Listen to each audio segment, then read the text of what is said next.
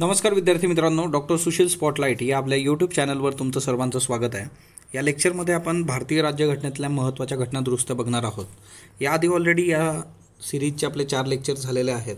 या लेक्चरमध्ये आपण 71 ते 90 या ज्या घटना दुरुस्त्या आहेत याच्यातल्या महत्त्वाच्या घटना दुरुस्त्या बघणार आहोत।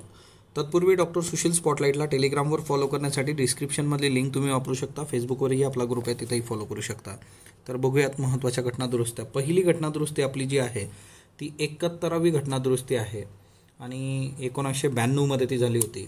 याच्यानुसार 3 ज्या भाषा होत्या त्या 8व्या परिशिष्टामध्ये त्यांचा समावेश करण्यात आला। सगळ्यात पहिली जी आहे ती कोकणी, त्याच्यानंतर मणिपुरी आणि नेपाळी। सो 3 भाषा आहेत। या 8 शेड्यूलमध्ये यांचा समावेश करण्यात आला आणि एकूण भाषा ज्या झाल्या आधी टोटल 14 होत्या।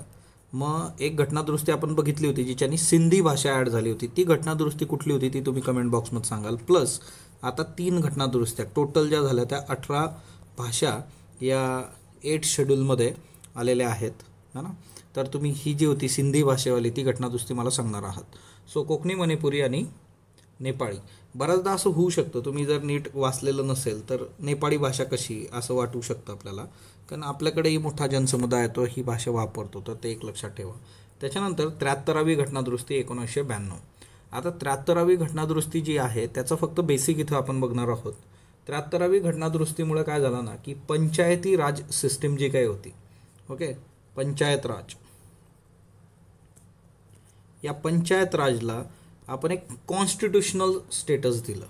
ओके, तर हा एक खूप महत्त्वाचा मुद्दा होता, म्हणजे कॉन्स्टिट्यूशनल स्टेटस देणं। कारण आर्टिकल 40 जे आहे की ज्याच्यामध्ये DPSPमध्ये तुम्हाला ऑलरेडी पंचायत हा विषय दिसतो, पण त्याला एक संवैधानिक रूप देणं जे आहे तर ते इथं घडलं। आणि एकंदरच 73व्या घटना दुरुस्तीमध्ये 1992 मध्ये आपण घटनात्मक दर्जा आणि त्याला प्रोटेक्शन म्हणजे त्याला संरक्षणसुद्धा आपण दिलं। सो पंचायत राज, आणि हा एक 9वा भाग आपल्या भारतीय घटनेमध्ये समाविष्ट करण्यात आला, तर ते पण एक महत्त्वाचं आहे, है ना। न्यू पार्ट, नवीन पार्ट कुठला होता, नवीन भाग तो 9th A होता। आणि पंचायत राजमध्ये टोटल एकूण 11वं शेड्यूल पण याच्यामध्ये नव्याने जोडण्यात आलं, हां। 11th शेड्यूल म्हणजे 11वं परिशिष्ट नव्याने जोडण्यात आलं, ज्याच्यामध्ये 29 विषय होते, 29 सब्जेक्ट्स जे कशाशी संबंधित आहे, पंचायत राजशी संबंधित आहे। सो 2 महत्त्वाच्या गोष्टी आहेत। एक म्हणजे याला आपण कॉन्स्टिट्यूशनल स्टेटस आणि प्रोटेक्शन दिलं, हा मुद्दा। नवीन पार्ट कोणकोणते ॲड झाले, तर नवीन पार्ट 9A पार्ट नवीन आला आणि नवीन शेड्यूल जे आहे ते 11, ओके, 11th रोमन याच्यात आहेत आणि 29 सब्जेक्ट जे आहेत ते आलेले आहेत। तर ह्या 2 गोष्टी महत्त्वाच्या आहेत, त्या लक्षात ठेवा। पुढची जी आहे ती याच्याशीच रिलेटेड 74वी घटना दुरुस्ती 1992। आता 74व्या घटना दुरुस्तीमध्ये काय करण्यात आलं होतं की 73व्या घटना दुरुस्तीमध्ये आपण पंचायतला कॉन्स्टिट्यूशनल स्टेटस दिलं गेलं, तर 74व्या याच्यामध्ये अर्बन लोकल बॉडीजला आपण कॉन्स्टिट्यूशनल स्टेटस दिलं। अर्बन लोकल बॉडीज, आता अर्बन लोकल बॉडीजमध्ये काय काय येतं, तर ईशामध्ये नगरपालिका आणि त्या सगळ्या गोष्टी, महानगरपालिका वगैरे आपण जे बघतो, म्युन्सिपाल्टी वगैरे। आता याच्यासाठी आपण नवीन एक पार्ट, न्यू पार्ट जो होता, नवीन भाग याच्यामध्ये ॲड केला, तो नवीन पार्ट होता 9th B। बघा, पंचायतसाठी कुठला होता, 9A होता आणि याला आपण नाव दिलं म्युनिसिपाल्टीज, ओके। सो ऑब्वियसली याला तुम्ही मराठीमध्ये हे करू शकता की बाबा नगरपालिका, आणि इथं जे होतं म्युन्सिपालिटीज, ओके। तर या नावाने हा 9वा भाग आला। प्लस एक शेड्यूल पण ॲड झालं, जसं तिकडं 11वं शेड्यूल होतं तर इथं 12th शेड्यूल जे आहे, 12वं शेड्यूल आपल्या याच्यातलं भारतीय संविधानातलं ते ॲड झालं आणि याच्यात एकूण 18 सब्जेक्ट होते की जे म्युन्सिपाल्टी किंवा जे काही आपल्या अर्बन लोकल बॉडीज आहे त्याच्याशी संबंधित होते।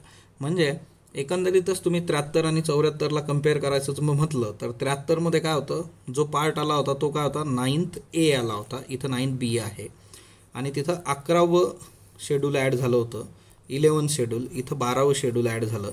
तिकडं विषय होते 29, इथं विषय आहे 18। तर हे एक लक्षात ठेवा. सो 73-74 तुम्ही डिटेलमध्ये अभ्यासणं अपेक्षित असतं, पण जस्ट आपण इथ्यामध्ये ओव्हरव्ह्यू घेतो आहे सगळा, आणि त्याच्यामुळे ह्या घटनादुरुस्ती ज्या आहेत. 75वी घटनादुरुस्ती जी आहे आता, है ना, 75th घटनादुरुस्ती, ही तेवढीशी अशी अभ्यासली पाहिजे अशी नाही आहे. पण आताचा जो इश्यू होता सगळा कोविड-19मुळे, तिच्यामध्ये हे महत्त्वाचं आहे. हिच्यामध्ये काय आहे ना, की rights of tenant and landlord. Okay, आता तुम्ही बघा, बऱ्याच ठिकाणी हा इश्यू होता की जे भाडेकरू आहेत आणि जे घरमालक आहे त्यांच्यामध्ये बरेच वाद झाले या कोविड-19मध्ये. आपल्या क्षेत्रातले जे विद्यार्थी आहेत स्पर्धा परीक्षेतले, त्यांनाही त्रास सहन करावा लागला, की ती गोष्ट समजून घेणं अपेक्षित होतं, पण ती झाली नाही. त्याच्यामुळे एकंदरीतच घरमालकाचे काय राईट्स आहेत, टेनंटचे काय आहेत, हे सगळं जे आहे ते 75वी घटनादुरुस्ती 1994मध्ये सांगितलेलं आहे. त्याच्यामुळे ते एक आपल्यासाठी महत्त्वाचं आहे. पुढचं आहे 76वी घटनादुरुस्ती 1994, 76th अमेंडमेंट. आता याच्यानुसार ही महत्त्वाची काय ना आपल्यासाठी, कारण रिझर्वेशनचा मुद्दा आपल्याकडे गेल्या 2 वर्षात खूप चर्चेत आहे. आणि रिझर्वेशनमध्ये तमिळनाडू पॅटर्न जो आहे, ओके, तमिळनाडूचा जो पॅटर्न आहे, या तमिळनाडूच्या पॅटर्नमध्ये ॲक्च्युली रिझर्वेशन जे आहे ते 69% आहे. आणि 1992 इंदिरा साहनी केस जी आहे सुप्रीम कोर्ट, ओके, तर हे आपण हिच्यामध्ये कव्हर केलेलं आहे आपल्या इयरबुकमध्ये. या केसेस याच्यात सांगितलेलं आहे की 50% मॅक्झिमम तुम्ही रिझर्वेशन देऊ शकता, 50%पेक्षा जास्त रिझर्वेशन अपेक्षित नाही आहे. आणि तमिळनाडूचं जे रिझर्वेशन आहे ते आहे 69%. मग असं का? आता ॲक्च्युली एकंदरीतच 1994मध्ये 92मध्ये सुप्रीम कोर्ट सांगतं तुम्हाला की इंदिरा साहनी खटला आणि त्या सगळ्या गोष्टी की 50% मॅक्झिमम रिझर्वेशन. मग त्याच्याकरता ही 76वी घटनादुरुस्ती करण्यात आली की तमिळनाडूमध्ये तुम्ही 69% रिझर्वेशन जे आहे. मग ते कशासाठी होतं की 2 गोष्टी होत्या इथं, एज्युकेशन आणि स्टेट सर्व्हिस, म्हणजे गव्हर्नमेंटचे जे जॉब आहेत तिथले, जसं आपलं MPSC तसं, तर त्याच्यासाठी. ओके, आणि दुसरी महत्त्वाची गोष्ट की याला 9 शेड्यूलमध्ये पण टाकलं ह्या कायदा केल्यानंतर, की याला 9 शेड्यूलमध्ये पण ॲड केलं त्यांनी. 9 शेड्यूल, आता 9 शेड्यूलमध्ये टाकल्यानंतर ज्युडिशियल रिव्ह्यू आणि ह्या सगळ्या गोष्टी येतात. पण तरीसुद्धा ॲक्च्युली ही केस कोर्टामध्ये आहे, परंतु कोर्टाने स्टे न दिल्यामुळे हे रिझर्वेशन लागू झालेलं आहे तिथं. तर हा एक खूप महत्त्वाचा मुद्दा आहे, कारण महाराष्ट्राच्या बाबतीमध्ये आता रिझर्वेशनचे आणि पर्सेंटेजचे मुद्दे आहेत. म्हणून 76वी घटनादुरुस्ती तुम्हाला माहीत असणं अपेक्षित आहे तमिळनाडूबद्दलची. त्याच्यानंतर नेक्स्ट वन 77वी घटनादुरुस्ती, हा ना, 77th अमेंडमेंट जी काही आहे, तर हिच्यामध्ये काय केलं गेलं की SC आणि ST, आज पण आपण बघितलेलं आहे सर्वोच्च न्यायालयाने याच्याबद्दल रिझर्वेशन जे आहे की रिझर्वेशन इन प्रमोशन. ओके, यांना रिझर्वेशन इन प्रमोशन त्याच्यासाठीची ही एक आहे की नोकरीमध्ये बढती देण्यासाठीची ही घटनादुरुस्ती आहे. तर ते एक लक्षात ठेवा, नोकरीमध्ये बढती देण्यासंबंधीची SC आणि STसाठीची घटनादुरुस्ती. ओके, म्हणजे की पदोन्नती जे होणार आहे त्याच्यात यांना आरक्षण दिलेलं आहे.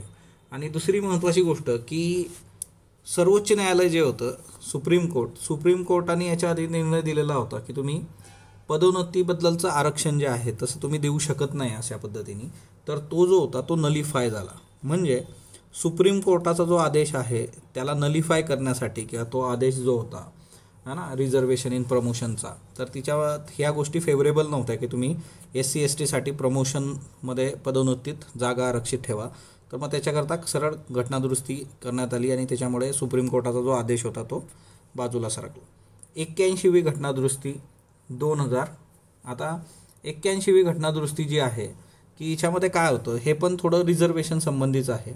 रिझर्वेशन संबंधीच्या गोष्टी थोड्याशा आरक्षणासंबंधीच्या लक्षात ठेवा. म्हणजे फॉर एक्झाम्पल, एखादी जर एक्स कम्युनिटी आहे आणि तिच्या समजा तुम्हाला रिझर्व्ह जागा ज्या आहेत, समजा 50 जागा आहेत, त्या भरायच्या होत्या 2020मध्ये. कोविड-19 आणि त्या सगळ्या गोष्टी झाल्यात आणि त्याच्यामुळे काय झालं की ह्या 50 नाही, आपण 10च भरू शकलो होतो, नंतर भरती झालीच नाही. मग 40 जागा ह्या भरायच्या होत्या, ह्या राहून गेलेल्या आहेत. मग 2021मध्ये जर समजा याच एखादी ॲड आली आणि तिच्यात परत एक्ससाठीच्या जागा आहेत 50, बरोबर, मग तिच्यात ह्या 40 पण भरल्या जाऊ शकतात, बरोबर, त्याच्याबरोबर, म्हणजे टोटल 90 जागा. पण जर तुम्ही ओव्हरऑल मग कॅल्क्युलेशन केलं तर 50% रिझर्वेशनचा तुमचा जो नियम आहे तो धाब्यावर बसणार याच्यामध्ये. पण या केसमध्ये असं असतं की जर एखाद्या वर्षातल्या रिक्त जागा असतील तर त्या तुम्ही 50%च्या मर्यादा ठरवण्यासाठी वापरू शकत नाही. त्या रिक्त त्यांच्या जागा आहेत तर त्या त्यांना भरून दिल्या जातील. ते 81वी घटनादुरुस्ती ही होती. रिझर्वेशनचे सगळे डिबेट जे आहेत ते असे, जर तुम्ही जस्ट या सिंपल गोष्टी लक्षात ठेवा, त्याच्यातून पण गोष्टी वर्क होऊन जातात. आपल्याला परीक्षेसाठी खूप काही नको. 82वी घटनादुरुस्ती जी आहे, तर 82व्या घटनादुरुस्तीनुसार आपल्याला त्यांनी जे हे केलं होतं की जे काही SC ST साठी रिलॅक्सेशन आहे क्वालिफिकेशनमध्ये, म्हणजे फॉर एक्झाम्पल की UPSC आहे, MPSC आहे, हा ना, तर याच्यामध्ये जे काही पात्रता असते qualification, okay, so qualifying nature जे आहे परीक्षेचं, त्याच्यामध्ये मग रिलॅक्सेशन तुम्हाला दिलं जातं, हा ना, रिझर्व कॅटेगरीला. क्वालिफाईंग कशामध्ये असतं की मग ते इन केस ऑफ मार्क्स असेल, ओके, किंवा बाकीच्या दुसऱ्या गोष्टींचा विचार. तर क्वालिफाईंग इथं जो आहे मार्क्सचा विचार आहे, ओके, किंवा मूल्यमापन जे असेल त्याचं इव्हॅल्युएशन जे काय केलं जातं तर त्याचा विचार असेल. तर एकंदरच पेपरच्या बाबतीमध्ये हे क्वालिफिकेशन रिलॅक्स करणं, म्हणजे आपण मेरिट बघतो बघा, ओपनसाठी जास्त आहे, रिझर्वसाठी कमी आहे, दॅट इज द थिंग. 82 की त्यांना एखाद्या याच्यामध्ये अनुसूचित जाती जमातींना, हा ना, लोकसेवा आयोग किंवा केंद्राच्या लोकसेवा परीक्षा ज्या आहेत त्याच्यामध्ये मूल्यमापनामध्ये घट करणे, त्याच्या संबंधीची तरतूद आहे 82वी. त्याच्यानंतर नेक्स्ट वन 84वी घटनादुरुस्ती जी आहे, 84 जी आहे, तर याच्यानुसार काय केलं गेलं होतं की लोकसभेच्या ज्या सीट्स आहेत, ओके, तर लोकसभेच्या सीट्स 25 वर्षापर्यंत, म्हणजे 2001 पासून 25 वर्ष प्लस 2026 पर्यंत जशा आहेत तशाच ठेवण्यात आलेल्या आहेत. आणि याच्यासाठी जी जनगणनाचा विचार करण्यात येईल तो 1991ची जनगणना असं यांनी म्हटलं होतं. आता याच्यामध्ये काय आहे ना की तुम्ही परत जर जागा बदलायला लागला, तर आता आपण फॅमिली प्लॅनिंग आणि त्या सगळ्या गोष्टी खूप प्रॉपरली करतोय, लोकांमध्ये अवेअरनेस आलेली आहे, त्याच्यामुळे आपली जी लोकसंख्या वाढीचा दर आहे तो ऑब्व्हियसली आपण जरा कमी झालेला आहे आणि तो येत्या काळात होईल. मग परत आपण जर जागा बदलल्या, परत लोकसंख्या कमी झाली, परत चेंजेस करावे लागतील. म्हणून जे काही स्ट्रक्चर आहे त्या स्ट्रक्चरसाठी लोकसभा आणि विधानसभा, राज्याच्या विधानसभा, त्याच्यासाठीच्या जागाची जी पुनराखणी आहे ती 2026 पर्यंत जशी आहे तशीच राहील. आणि 1991चं जे काय आहे जनगणना त्याच्यानुसार त्या गोष्टी बघितल्या जातील आणि 2026 पर्यंत याला कसलाही धक्का लागणार नाही. तर तेवढं एक लक्षात ठेवा, कारण 2001 मधली घटनादुरुस्ती आहे. त्यानंतर नेक्स्ट वन 86वी घटनादुरुस्ती 2002. आता 86वी घटनादुरुस्तीमध्ये ही खूप महत्त्वाची घटनादुरुस्ती आहे आपल्यासाठी. हिच्यामध्ये एक नवीन कलम आलं बघा, आर्टिकल 21A. आता आर्टिकल 21A काय सांगतं आपल्याला की हे फंडामेंटल राईट यांनी एक ॲड केला. आणि तो फंडामेंटल राईट कुठला आहे, तर तो फंडामेंटल राईट जो आहे तो शिक्षणासंबंधीचा आहे. म्हणजे स्टेटची ही जबाबदारी आहे की त्यांनी 6 to 14 इयर्सचे जे स्टुडंट्स आहेत त्यांना फ्री आणि कंपल्सरी शिक्षण देणं गरजेचं आहे. Okay, free and compulsory education, म्हणजे एकतर मोफत द्यायचं आहे, सक्तीचं एज्युकेशन 6 ते 14 वयोगटात, आणि कलम 21A याच्यासाठी आणण्यात आला. तर हे खूप महत्त्वाचं आहे, याच्यावर प्रश्न आपल्याला विचारला जातो. आणि 86वी घटनादुरुस्ती 86 कॉन्स्टिट्युशनल अमेंडमेंट 2002 हा MCQ नेहमी विचारला जातो. याच्याबरोबर त्यांनी DPSP मध्ये चेंजेस केले बघा. DPSP मधलं 45वा कलम जे आहे आर्टिकल 45 तिच्यामध्ये चेंजेस करण्यात आले. आणि हिच्यामध्ये एक गोष्ट सांगण्यात आली की सगळ्यात महत्त्वाची गोष्ट की टिल 6 इयर्स. ओके, आता हे जे होतं हे 6 ते 14 वर्षासाठी तर एज्युकेशन कंपल्सरी आहे, पण बाळ 6 वर्षाचं होईपर्यंत, म्हणजे लहानपासून तर ते मूल जे आहे ते 6 वर्षापर्यंत ज्या वेळेस होतं तर बालकाचं जे संगोपन आहे सगळं, ओके, चाइल्डहुड केअर आणि एज्युकेशन, तर ह्या 2 गोष्टी ह्याच्यात आल्या. याची केअर कोण घेणार, तर स्टेट करणार. Childhood care plus education till 6 years हे कोण करणार, स्टेट. म्हणजे ही राज्याची जबाबदारी, म्हणजे देशाची जबाबदारी, सिस्टीमची जबाबदारी आहे. मग तिच्यात तुम्ही बघता की यांच्यासाठी वेगवेगळ्या स्कीम्स असतात, माल न्यूट्रिशन आणि त्याच्याकरता मिड डे मील, हे ते बऱ्याच गोष्टी गव्हर्नमेंट करत असतं एज्युकेशन. ओके, याच्या पलीकडे जाऊन तिसरी एक महत्त्वाची गोष्ट आहे 86 कॉन्स्टिट्युशनल अमेंडमेंट ॲक्ट 2002 मध्ये. ती तिसरी गोष्ट कुठली ती आपल्याला लक्षात ठेवायची, ती म्हणजे काय की 51A, आर्टिकल 51A. आता मूलभूत कर्तव्य, म्हणजे फंडामेंटल ड्युटी जी आहे, मूलभूत कर्तव्य, तिच्यामध्ये यांनी काय केलं, फंडामेंटल 51A हे नवीन एक आर्टिकल ॲड केलं, कलम 51A.